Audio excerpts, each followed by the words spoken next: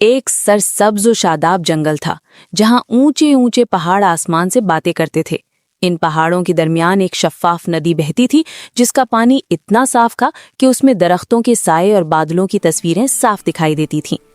इसी खूबसूरत जंगल में तरह तरह के जानवर मिलजुल कर रहते थे। इसी जंगल में एक शरारती बंदर रहता था जिसका नाम चंचल था। वो दरख्तों से दरख्तों पर छलांगे लगाता, कभी नदी के किनारे बैठकर पानी में कंकड़ फेंकता और कभी दूसरे जानवरों को छेड़ता रहता। अगरचे वो शरारती था मगर दिल का बुरा नहीं था। इसी जंगल में खूबसूरत हिरन रहता था जिसका नाम चांदनी था। वो नर्म मिजाज, समझदार और सबकी मदद करने वाला था।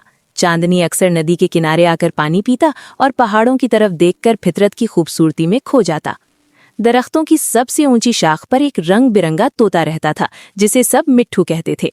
मिट्ठू बहुत ज़हीन था और जंगल की हर खबर रखता था। वो अपनी मीठी आवाज में कहानियां सुनाता और कभी कभी सबको खबरदार भी करता। लेकिन इसी जंगल में एक ताकतवर शेर भी रहता था जिसका नाम बब्बर शेर था। वो जंगल का बादशाह समझा जाता था। अगरचे वो ताकतवर था मगर गुस्सा जल्द आ जाता था, इसीलिए सब जानवर उससे डरते थे। एक दिन नदी के पानी में अचानक कमी आ गई। जानवर परेशान हो गए। नदी जो कभी शोर मचाती बहती थी अब खामोश और कमजोर सी लग रही थी। चांदनी ने फिक्रमंद होकर कहा, अगर नदी सूख गई तो हम सब कैसे जिंदा रहेंगे? मिट्ठू फौरन बोला, मैंने पहाड़ों के पीछे देखा है, वहां किसी ने नदी का रास्ता पत्थरों से बंद कर दिया है। ये सुनकर सब जानवर घबरा गए, लेकिन किसी में हिम्मत न थी कि बब्बर शेर को ये बात बताएं। आखिरकार बंदर चंचल बोला, अगर हम सब मिलकर बात करें तो मसला हल हो सकता है। चांदनी और मिट्ठू ने उसकी बात मान ली।